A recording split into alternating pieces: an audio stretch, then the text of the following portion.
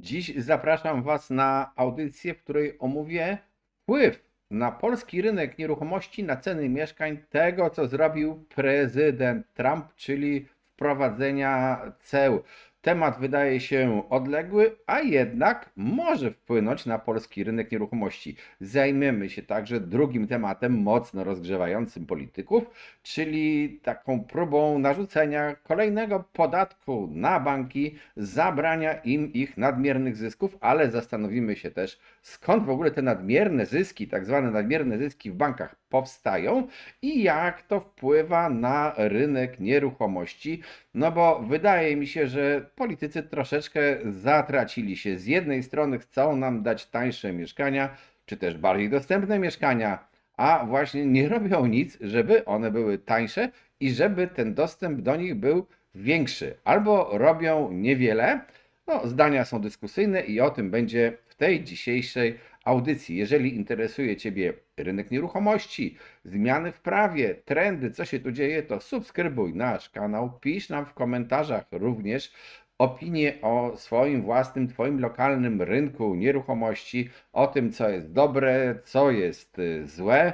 Zapraszam również do sugerowania nam tematów nowych audycji, a także do wspierania nas, czy to na serwisie Patronite, czy na YouTube. Dodam też, że wiele naszych audycji znajdziesz na vlogu znajdującym się na stronie symen24.pl. Audycje tam są wzbogacone o dodatkowe informacje, a możesz również znaleźć tam kursy obrotu nieruchomościami.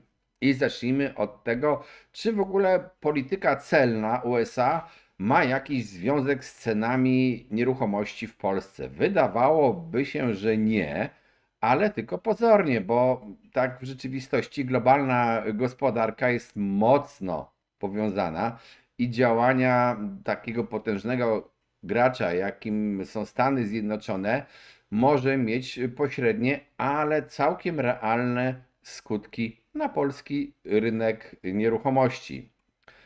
Zastanówmy się zatem, jaki to może być ten wpływ pośredni i bezpośredni. Wprowadzenie dużych ceł może doprowadzić z pewnością do spadku światowego handlu, spowolnienia wzrostu gospodarczego globalnie, czyli także w Polsce, wzrostu cen niektórych towarów. Na przykład może zdrożeć stal, elektronika, rozmaite towary. Stal jest potrzebna na przykład w budownictwie. Pojawi się też niepewność na rynkach.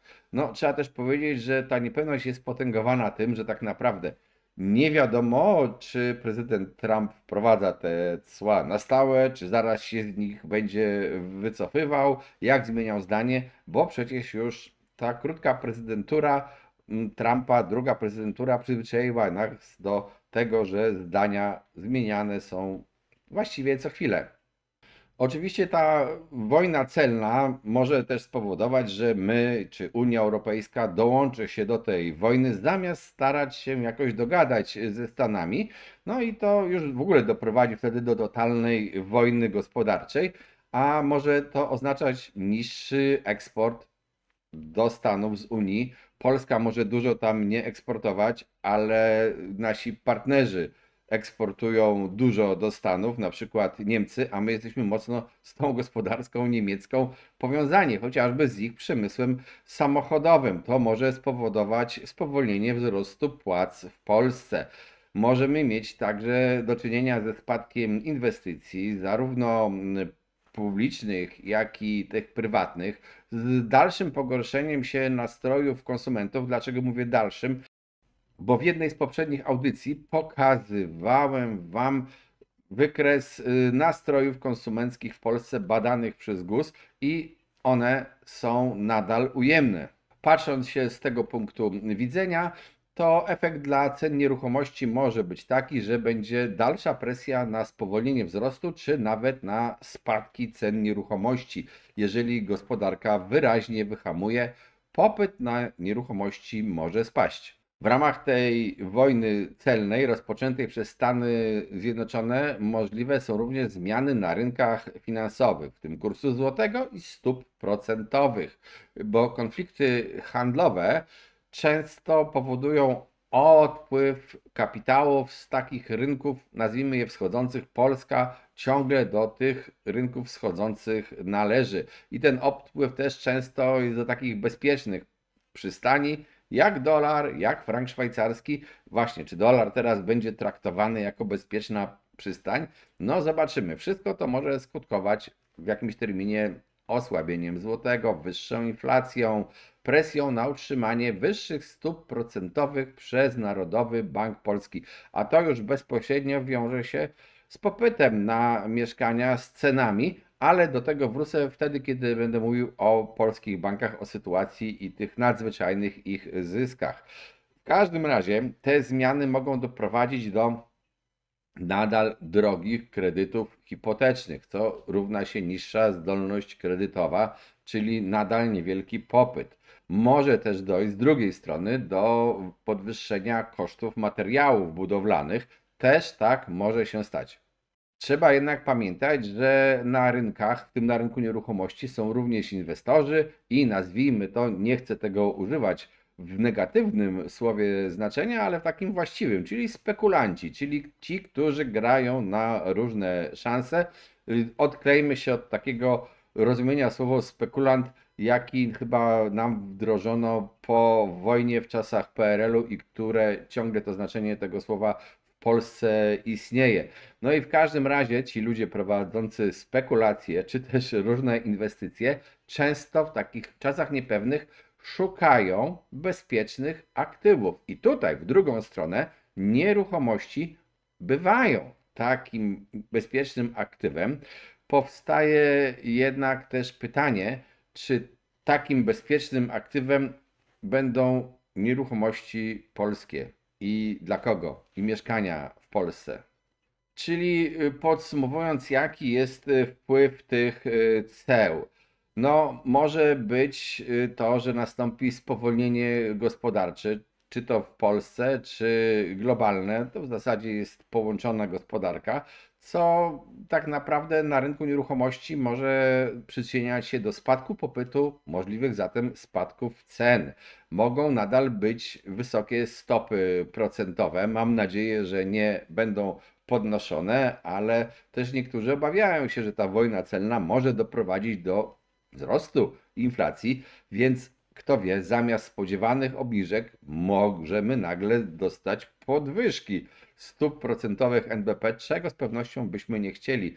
Ale jeżeli by tak się stało, albo te stopy były nadal utrzymywane dłużej na tym wysokim poziomie, no to cóż, drogi kredyt równa się mało kupujących. Może wystąpić osłabienie złotego. Część materiałów budowlanych w Polsce pochodzi z importu. Wobec tego to oznaczałoby, że droższe materiały, wyższe koszty budowy, znowu mniej osób stać.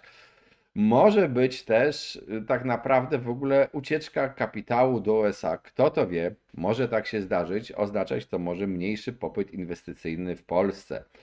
Mogą być też inwestorzy szukający tej bezpiecznej przystani i to może oznaczać, że na przykład gdzieś tak rozsądnie działając w tych dużych miastach polskich, pojawią się inwestorzy, którzy będą kupowali tam nieruchomości za gotówkę. Dlaczego powiedziałem o tych dużych miastach?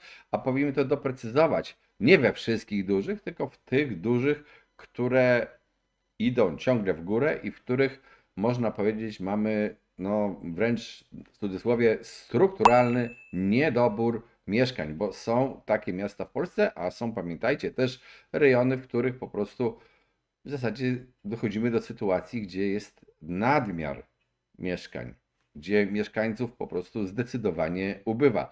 Tam raczej tacy inwestorzy nie będą inwestowali.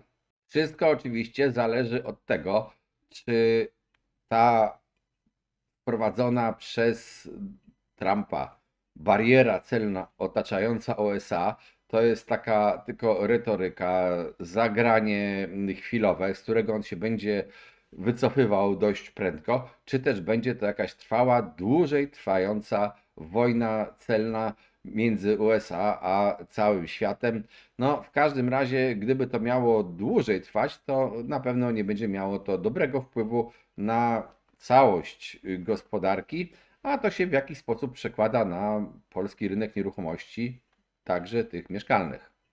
A drugim tematem, który wiąże się z tym pierwszym, jest właśnie sprawa tych tak zwanych nadmiernych zysków banku i tego teraz tak ogłaszanego przez niektórych polityków podatku od nadmiernych zysków banków, który ma być po prostu przeznaczony na naszą obronność. Czyli bankom zabierze się pieniądze, zabierze się te ogromne zyski, przeznaczy się to na obronność. Jeżeli się przeznaczy na obronność, w tym na przykład na budowanie różnych rzeczy, które powoduje zaangażowanie materiałów budowlanych na produkcję towarów, które powodują na przykład zużycie stali i tak dalej, no to może się okazać, że również materiały budowlane po prostu i budownictwo drożeje. Ale z czego wynikają te takie ogromne, powiedzmy to, nadmiarowe zyski banków? No, wynikają one właśnie też trochę z działań polityków, trochę z działań Rady Polityki Pieniężnej. Rada Polityki Pieniężnej utrzymuje wysokie stopy i o tym wszyscy wiedzą, ale nie wszyscy zdają sobie sprawę z tego, że banki są uprzywilejowane w jakiejś dziedzinie, a w innej nie pod względem podatkowym. I na przykład te pieniądze, które banki zarabiają kupując obligacje państwowe, czyli po prostu państwo daje tym bankom pieniądze w zamian za jakieś pożyczki, te przychody banków nie są opodatkowane. To powoduje, że bankom w zasadzie bardzo opłaca się prowadzić akcje kupowania tych obligacji, zamiast prowadzić akcję kredytową. Akcja kredytowa to jest męczące, a nuż ten kredytobiorca nie będzie spłacał, chociaż tak naprawdę w Polsce spłacanie kredytów jest dość dobre. A poza tym jeszcze jedna rzecz. Ci nasi obywatele, Polacy w ogóle, są mało aktywni ekonomicznie. Mają potężne rezerwy pieniędzy, ponad 1 bilion złotych, grubo ponad 1 bilion złotych i te pieniądze oni po prostu wsadzają w bankach na konta, na różne konta, czasami na lokaty, które są generalnie rzecz biorąc nisko oprocentowane. Można się co prawda postarać, żeby znaleźć lokatę wyżej oprocentowaną, ale raczej po prostu, o tak, po prostu te pieniądze tam sobie leżą jak prawie gotówka i bank płaci na przykład 1% za taki depozyt, a kredyty udzielane są już na kilka procent. Różne jest to oprocentowanie, 8, 7, 9 nawet, w zależności, wszystko jedno. Zobaczcie, jak ten bank zyskuje prosto na takim drogim pożyczaniu komuś pieniędzy i niewielkim płaceniu tym, którzy jemu zanoszą pieniądze na depozyty. Nic nie musi ten bank robić, bo zawsze może powiedzieć, a dlaczego ja mam tobie dawać ten kredyt, kiedy mi bardziej się opłaca jako bankowi kupić te obligacje, bo jeszcze to, co pożyczę tobie i będę miał ten zysk z odsetków, to jeszcze zostanie mi opodatkowane przez państwo. W związku z tym tak naprawdę ta polityka powoduje, że banki nie chcą udzielać kredytów, albo raczej powiedziałbym nie tyle nie chcą, co nie są bardzo zainteresowane konkurowaniem między sobą, bo ten rynek też jest taki praktycznie jednolity i mało podmiotów. Dużo i częściej są to podmioty w jakiś sposób upaństwowione. Konkurencja w sektorze bankowym w Polsce nie jest ogromna. Koncentracja banków w Polsce doprowadziła do zmniejszenia konkurencji między nimi. Tak więc w tym świecie one nie mają konkurentów zbyt dużo, nie muszą też konkurować specjalnie o takiego zwykłego kredytobiorcę.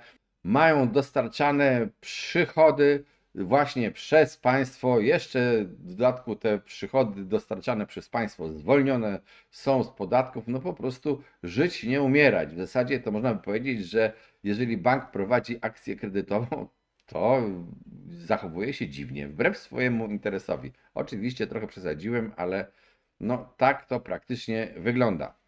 I jeszcze jest jeden czynnik, czyli też działania naszych władz, które znowu dostarczają bardzo łatwych, bezpiecznych bankom klientów, bankom też przychodów i tym działaniem był na przykład bezpieczny kredyt 2%. Dlaczego? Niektórzy z Was mówią, tak, to był kredyt, który wspierał deweloperów. No, nie do końca prawda, bo ponad połowę mieszkań w tym kredycie to kupiono na rynku wtórnym, więc powiedzmy, to nie było takie bezpośrednie wsparcie deweloperów. Można powiedzieć, że niektórzy, którzy sprzedali mieszkanie na rynku wtórnym, poszli potem do dewelopera, ale nie było to takie bezpośrednie wsparcie dewelopera. Natomiast wszystkie kredyty były obsługiwane przez banki. I co te banki dostały? One dostały otóż kilkadziesiąt tysięcy, wiele tysięcy kredytobiorców, umów kredytowych i to takich, powiedziałbym, łatwych i gwarantowanych przez państwo. Część tych kredytobiorców w ogóle by nie trafiła do banków wcześniej, gdyby nie to, że mogli liczyć na kredyt z dopłatami. Ale jaka jest ta sytuacja z tą dopłatą i kto dostawał tą dopłatę? Czy ten kredytobiorca, czy to raczej była dopłata dla banku? Odpowiedź to była dopłata dla banku. Banki udzielały tym ludziom kredytu na, powiedzmy to, normalnych zasadach rynkowych, to znaczy z normalnym oprocentowaniem, takim jakie po prostu uważały, że mogą wziąć oprocentowanie i dodatkowo otrzymywały pewność, że jakaś część tego oprocentowania będzie mu spłacana, ponieważ ta różnica między oprocentowaniem banku a tymi sławnymi 2% była dopłacana przez państwo, a właściwie czytaj przez nas wszystkich podatników. Czyli my, jako podatnicy, składaliśmy się na to, żeby bankom było łatwo udzielać kredytów. My, podatnicy, to także ci, którzy trzymają swoje pieniądze w bankach na depozytach i za te pieniądze, te swoje depozyty nie dostają jakiegoś godnego oprocentowania.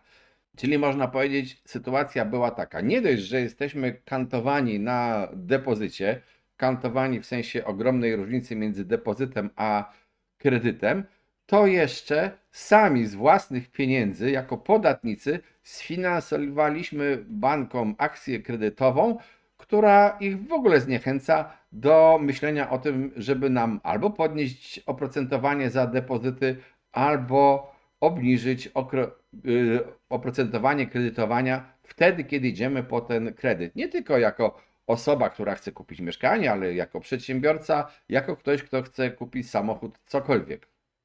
No i teraz mamy sytuację taką. Politycy mówią zabrać ten zysk bankom z jednej strony i przeznaczyć go na obronność. Bardzo szlachetny cel, trzeba Polski bronić. Moim zdaniem trzeba Polski bronić. Ale też inni politycy, czyli niezmordowany minister rozwoju i technologii, ciągle nie może zapomnieć o pomyśle kredytu z dopłatami i no, tu go wyrzucają, tam go gdzieś przygaszają, a on nawet wczoraj zapowiedział, że będzie nadal pracować i już mają kolejne pomysły, jak wprowadzić ten kredyt dotowany w ramach programu Pierwsze Klucze. No, to jest jakiś upór, bo ten program po prostu, jeżeli wejdzie znowu, to znowu on dostarczy bankom za darmo albo za bardzo niewielkim nakładem, wręcz przyprowadzi do banków kolejnych klientów, którzy będą chcieli wziąć kredyt częściowo finansowany przez nas, podatników, czyli przez nas, osoby, które trzymają depozyty w bankach i którym te banki za te nasze depozyty nie chcą godnie zapłacić, natomiast rabunkowo zarabiają na kredytobiorcach. Ja nie wiem, gdzie jest sens. Pytanie jest, czy ten kredyt, jeżeli by wszedł, to znowu podniesie ceny mieszkań. Minister mówi, że nie. Tylko że to, co powiada minister Paszyk, że nie, to samo mówił kiedyś minister Buda. To był taki minister w PiS-ie, który wprowadzając bezpieczny kredyt 2%, nawet kiedy on już zaczął działać i widać było, co się dzieje, to opowiadał, że ten kredyt nie ma żadnego wpływu na ceny mieszkań. No tak było. Przypomnijcie sobie, co się działo w drugiej połowie 2023 roku.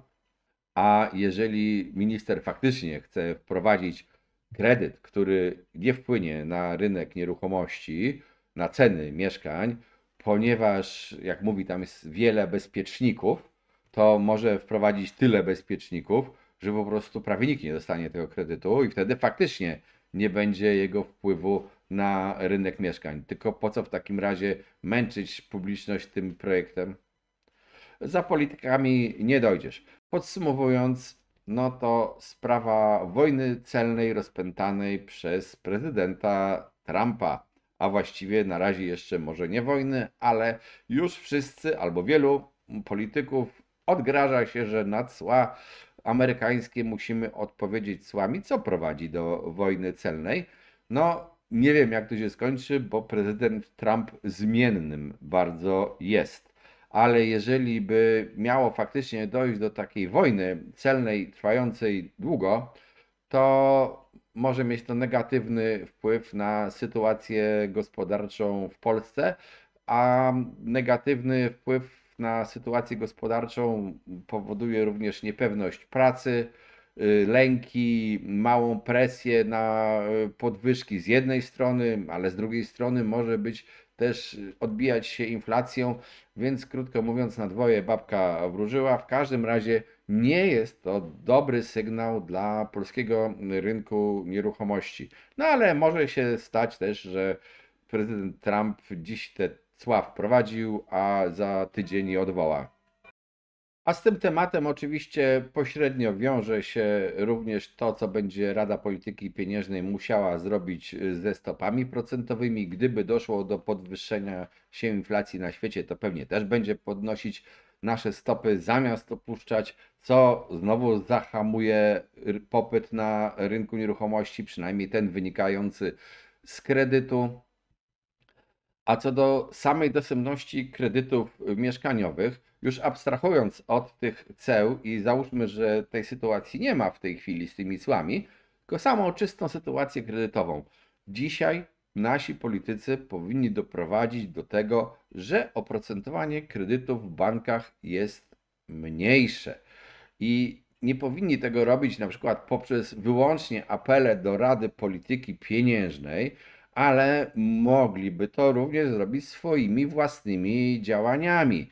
No bo mogliby się zastanowić w takim razie, czy to jest zdrowe, że banki płacą podatki od zysków, które osiągają w normalnej akcji kredytowej, ale są zwolnione od podatków, od zysków, które osiągają z inwestowania w obligacje Skarbu Państwa, czyli tak naprawdę w udzielanie pożyczek państwu. Indywidualny kredytobiorca nigdy nie wygra z takim wielkim kredytobiorcą, jakim jest państwo, które uważane jest za w miarę bezpiecznego płatnika i kredytobiorcę. Po prostu ono dla swojej wiarygodności musi te obligacje spłacać. I my musimy sobie powiedzieć jasno, jako zwykli kredytobiorcy, przedsiębiorcy, podatnicy tego państwa również, jesteśmy ograniczani w możliwości zaciągania kredytu, ograniczani w naszych możliwościach inwestycyjnych jako przedsiębiorcy. W związku z tym płacimy mniej podatków państwu, które znowu, mając mniejsze wpływy podatkowe od nas, likwiduje konkurencję i wprowadza dla banków bezkonkurencyjny superprodukt, jakim są obligacje, bo tam musi pozyskać pieniądze, bo przecież państwo musi dać na jakieś potrzeby. Ale to się robi w pewnym momencie takie zamknięte koło. Moim zdaniem to, co powinniśmy wymagać od polityków, to właśnie zastanowienia się nad tym, czy to jest zasadne. Ja rozumiem, że są potrzeby pożyczkowe państwa, ale po prostu zabierając bankom chęć napędzania gospodarki kredytem, podcinamy sobie gałąź, na której siedzimy. Tak to jest, bo mamy mniej podatków, gospodarka umiera, no to musimy dawać obligacje, które ciekawe z czego spłacimy. A wysokie procentowanie obligacji też ma związek z inflacją.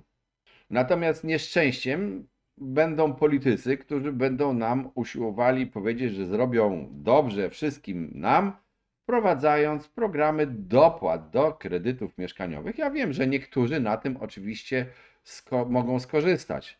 No bo ludzie, którzy kupili mieszkanie dzięki bezpiecznemu kredytowi 2%, a wcześniej nie mogli kupić mieszkania, w jakiś sposób, można powiedzieć, skorzystali na tym produkcie. To jest zaprzeczalne. Oni skorzystali. Wprawdzie część z nich kupiła przez jakiś czas tylko tańszy kredyt za wyższą cenę. To też trzeba o tym pamiętać. No cóż, jeżeli interesuje Ciebie rynek nieruchomości, subskrybuj nasz kanał, pisz nam w komentarzach sugestie nowych tematów. Zachęcam do wspierania na Patronite, link na dole. Tam są dodatkowe materiały dla naszych patronów. Zachęcam do wspierania na kanale YouTube i do zaglądania na stronę symen24.pl, gdzie są kursy o obrocie nieruchomościami oraz vlog z audycjami naszymi uzupełnionymi bardzo często o dodatkowe dane, które nie mieszczą się w formacie filmu na YouTube. Cześć, trzymajcie się.